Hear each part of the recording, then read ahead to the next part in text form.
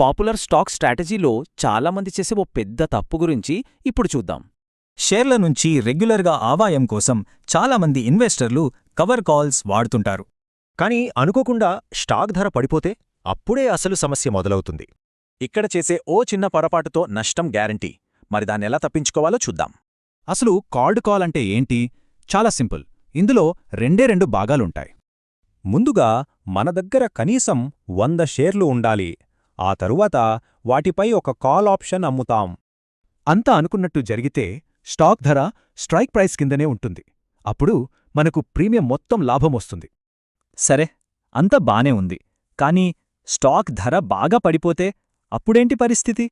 మనం అమ్మిన కాల్ లాభాల్లో ఉన్నా షేర్ల నష్టంతో ఓవరాల్గా పొజిషన్ మైనస్లో ఉంటుంది. ఇప్పుడు ఏం చెయ్యాలి? ఇక్కడే చాలామంది చేసే పొరపాటు అండర్ వాటర్ కాల్ అమ్మడం. ఇది చాలా ప్రమాదకరం. అంటే కొన్న ధర కన్నా తక్కువకు షేర్లను అమ్మడానికి ఒప్పుకుంటున్నామన్నమాట. దీంతో నష్టం ఖాయం. మరిలా నష్టపోకుండా ఉండాలంటే ఏం చెయ్యాలి? దీనికి 2 మంచి మార్గాలున్నాయి.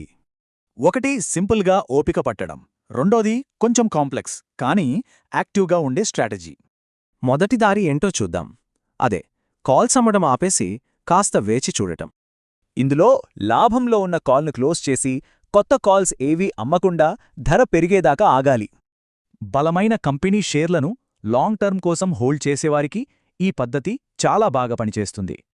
ఇక రెండో దారి స్టాక్ రిపేర్ స్ట్రాటజీ. దీంతో నష్టాల నుండి త్వరగా బయటపడొచ్చు. ఇది కవర్డ్ కాల్ను బుల్ కాల్ స్ప్రెడ్తో కలిపే ఒక అడ్వాన్స్డ్ స్ట్రాటజీ అన్నమాట. దీనికోసం మన 100 షేర్లతో పాటు ఒక కాల్ ఆప్షన్ కొని 2 కాల్ ఆప్షన్లను అమ్మాలి. దీనివల్ల లాభం ఎలా పెరుగుతుందో చూడండి. మామూలు కవర్డ్ కాల్ కన్నా ఎక్కువ లాభం వచ్చే అవకాశముంది. ఒక ఉదాహరణ చూస్తే ఈ స్ట్రాటజీతో గరిష్ట లాభం దాదాపు 30% పెరిగింది. అందుకే మన రిస్కు తీసుకునే సామర్థ్యం, ట్రేడింగ్ స్టైల్ని బట్టి సరైన దారిని ఎంచుకోవాలి.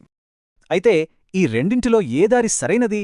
అది పూర్తిగా మన పెట్టుబడి లక్ష్యం మీద ఆధారపడి